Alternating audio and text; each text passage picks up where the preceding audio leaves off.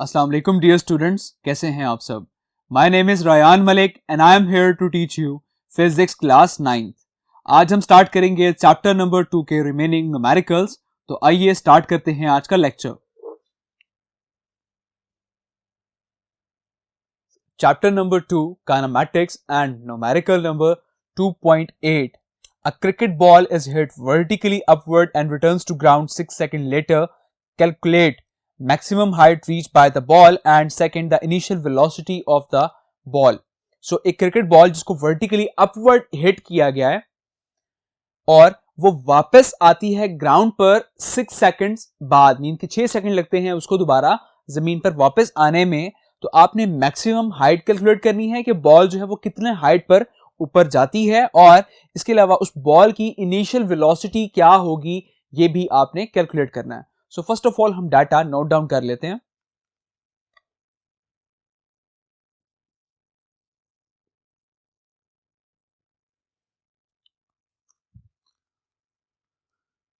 अब एक बॉल को वर्टिकली अपवर्ड हिट किया गया है, तो इस पॉइंट पर जो ग्रेविटेशनल एक्सेलरेशन होगा वो होगा -10 metre per second square.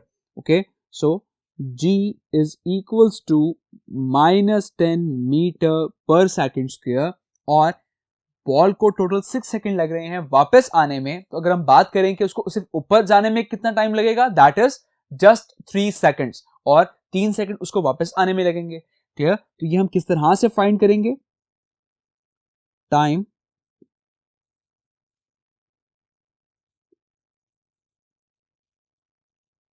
Taken to reach at maximum height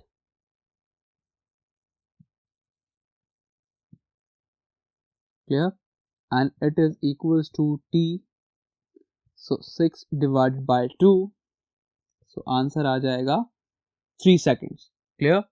और अब आपने कैलकुलेट क्या करना है? So to find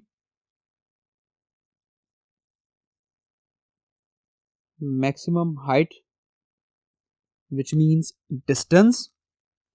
so part 1 में आपने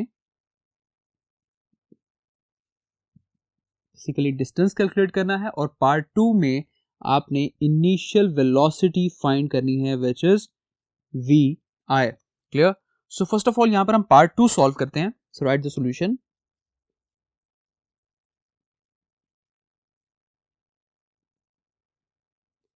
सो पार्ट 2 आपने फाइंड करना है V I which is the initial velocity और इनिशियल वेलोसिटी के लिए यहां पर हम फॉर्मूला यूज करेंगे first equation of motion which is V F is equals to V I plus A T. So V F is equals to V I plus A T. अब क्योंकि यहां पर जो एक्सेलरेशन है that is the gravitational acceleration, तो हम A की जगह यहां पर हम लिखेंगे G. Okay, so it's G T. Clear? अब यहां पर V F which is the final velocity. So a ball जो है जब भी एक मैक्सिमम हाइट पर जाती है तो वो हाइट पर फॉर अ मोमेंट वो बॉल रुक जाती है, तो हम कह सकते हैं वहां पर उसकी फाइनल वेलोसिटी क्या होगी which is V F is equals to 0। Clear? So ये मैं यहां पर मेंशन कर रहा हूं V F is equals to 0 metre per second. So इसमें वैल्यूज पुट करते हैं।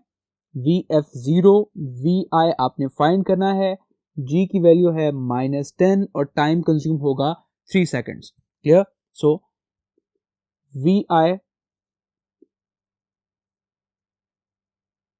प्लस माइनस एंड 10 3 30 और -30 है तो ये इस तरफ आके +30 हो जाएगा और वी आई का आंसर आ जाएगा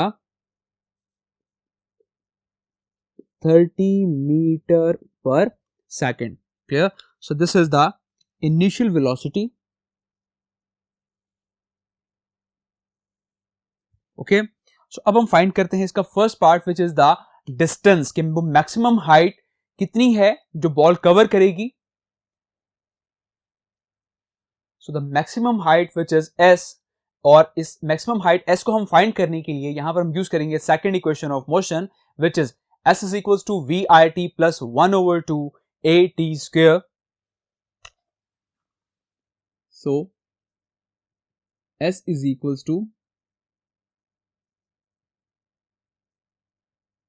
VIT plus 1/2 AT square. Again यहाँ पर A एक्सेलरेशन, तो क्योंकि यहाँ पर ग्रेविटेशन एक्सेलरेशन एक्ट कर रहा है तो हम इस A की जगह मेंशन करेंगे G। क्लियर? इसमें फर्दर वैल्यूज पुट करते हैं। S is equals to VI अभी हमने फाइंड किया विच इज 30, टाइम है 3 सेकेंड्स प्लस 1/2, G की वैल्यू है -10, अगेन टाइम हो जाएगा 3, सो 3 का स्क्वायर आ जाएगा। 33 जा 90 प्लस माइनस 2 1 जा and then 2 5 10, so 5 into 3 का स्क्वायर ये हो जाएगा 9, so 90 minus 5 into 9 which is 45, so 90 minus 45 it becomes 45 meter. Clear? So this is the distance which is covered by the ball and that is 45 meter. So write the result.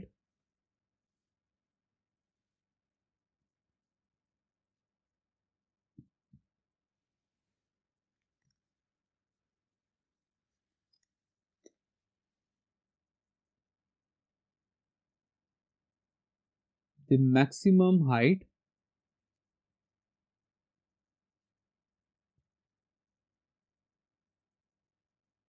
reached by the ball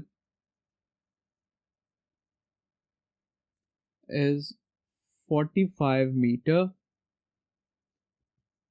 and its initial velocity is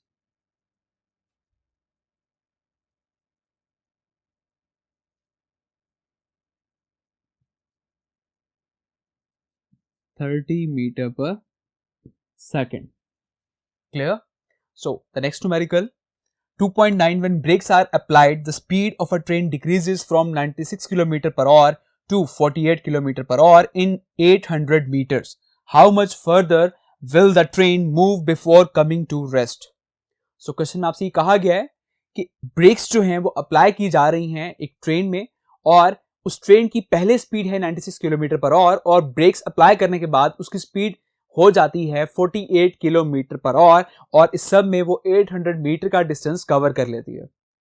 सो अब further break apply हो रही है और उसकी एक वक्त आएगा जब वो ट्रेन आके रुक जाएगी, मींस उसकी स्पीड हो जाएगी 0 मीटर पर सेकेंड और तब वो कितना डिस्टेंस मजीद कवर कर लेगी, तो आपने वो जो फर्दर डिस्टेंस है वो आपने कैलकुलेट करना है। क्लियर?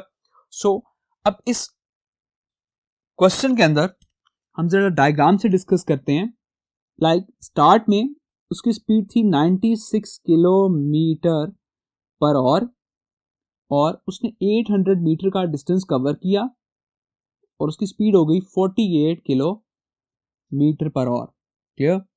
अब वो ट्रेन मजीद थोड़ी देर के बाद आके रुक जाएगी, मीन्स उसकी स्पीड हो जाएगी 0 मीटर पर सेकेंड। सो इस जगह वो कितना डिस्टेंस कवर करेगी, बेसिकली आपने ये वाला डिस्टेंस आपने कैलकुलेट करना है। क्लियर? अब बेसिकली हमें फिर ये वाला पोर्शन क्यों बताया गया है, क्योंकि यहां पर जो आपने डिस्टेंस कैलकुलेट करना है उसके लिए आपको एक्सेलरेशन का पता होना चाहिए। सो बेसिकली इस पोर्शन से हम पहले एक्सेलरेशन कैलकुलेट करेंगे, देन हम ये डिस्टेंस फाइंड आउट कर सकते हैं। क्लियर? सो यहां पर मैं पहले फर्स्ट पोर्शन को डिस्कस करूंगा। सो first of all right the data. अब इस फर्स्ट पोर्शन में जो आपको VI इनिशियल वेलोसिटी दी गई है which is 96 kilometre per hour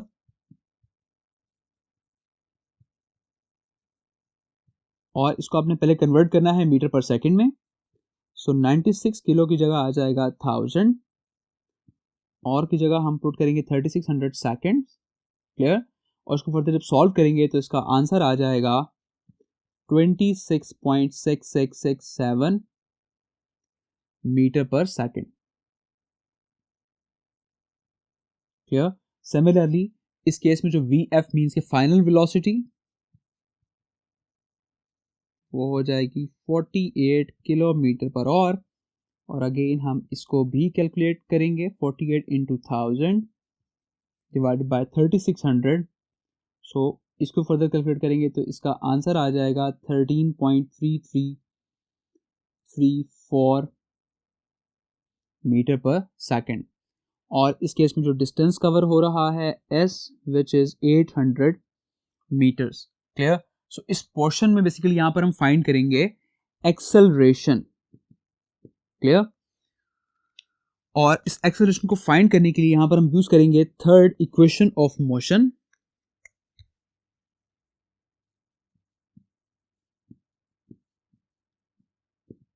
So the third equation of motion is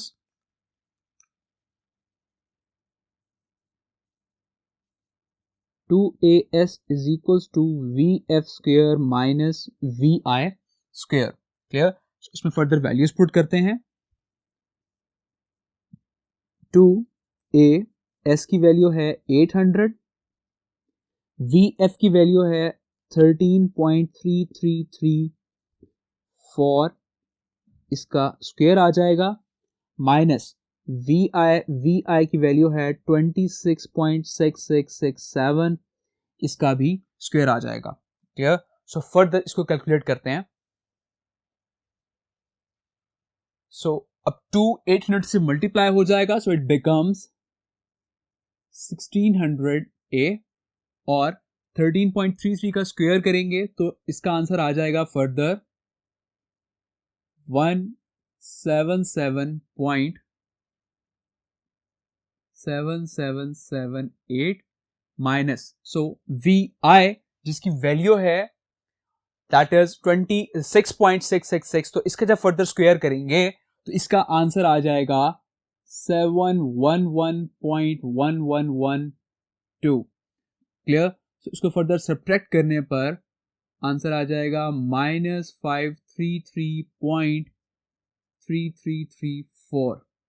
clear.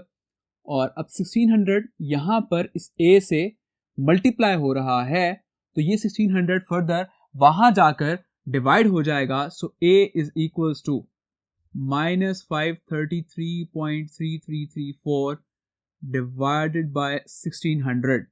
इसको डिवाइड करने पर a का आंसर आ जाएगा -0.33 metre per second square. Clear. सो अब हमारे पास एक्सेलरेशन की वैल्यू फाइंड आउट हो गई है। अब आप उस नेक्स्ट पार्ट का डिस्टेंस फाइंड कर सकते हैं विच इज s। क्लियर। सो अब नेक्स्ट पार्ट में क्योंकि यहां पर जो आपकी अब इनिशियल वेलोसिटी थी which is 48 kilometre per hour, और एक वक्त आएगा जब वो आके रुक जाएगी विच is 0 metre per second. Clear. सो यहां पर जो डिस्टेंस ट्रैवल हो रहा था वो डिस्टेंस आपने कैलकुलेट करना है। अगेन हम सेम फॉर्मूला यूज करेंगे। So 2as is equals to vf square minus vi square. So 2a की वैल्यू -0.33, s vf क्योंकि इस केस में vf है 0, सो 0 स्क्वायर माइनस vi हो जाएगा 13.3334, इसका स्क्वायर आ जाएगा।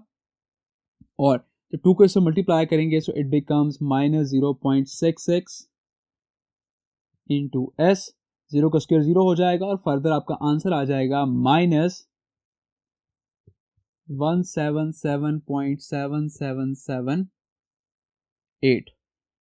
क्लियर। सो -0.66 यहां पर मल्टीप्लाई हो रहा है तो ये फर्दर वहां जाकर डिवाइड हो जाएगा।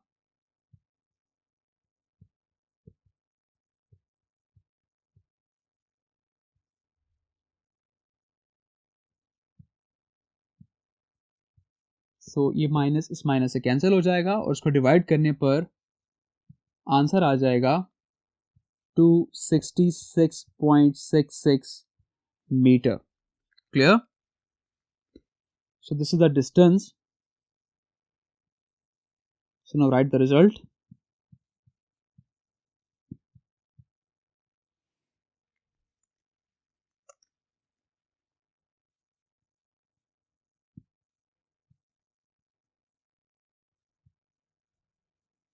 So the distance covered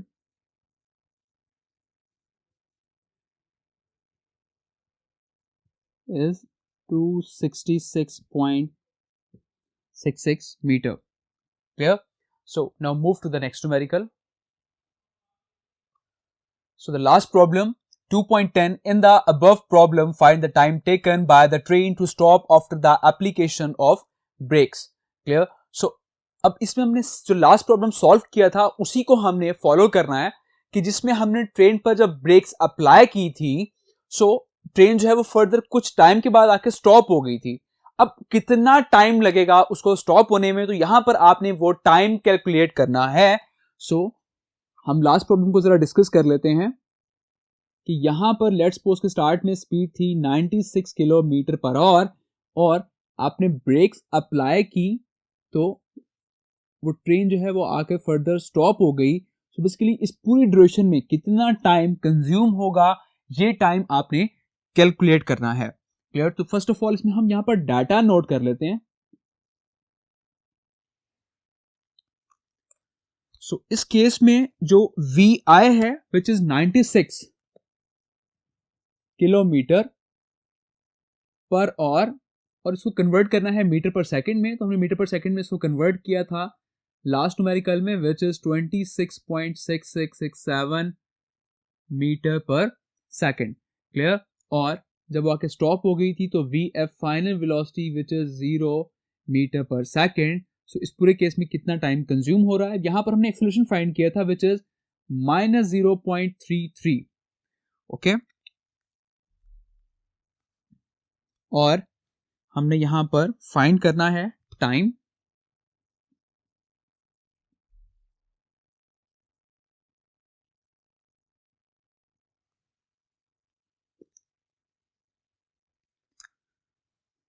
So to find which is time,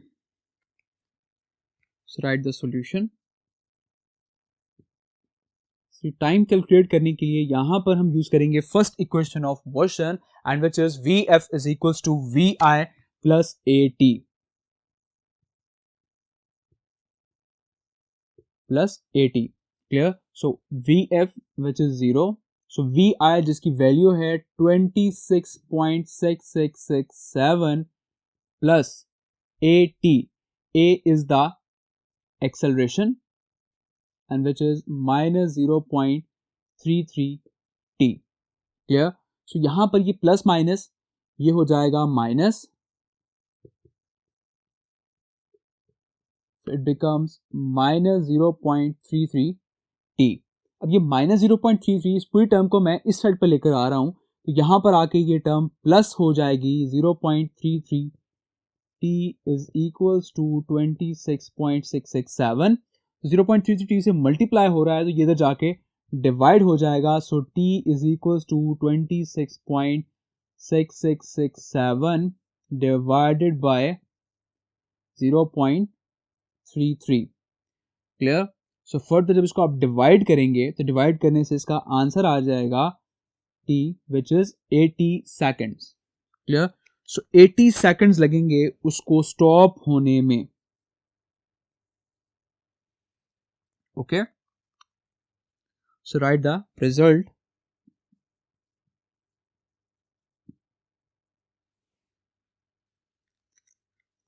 So 80 seconds is required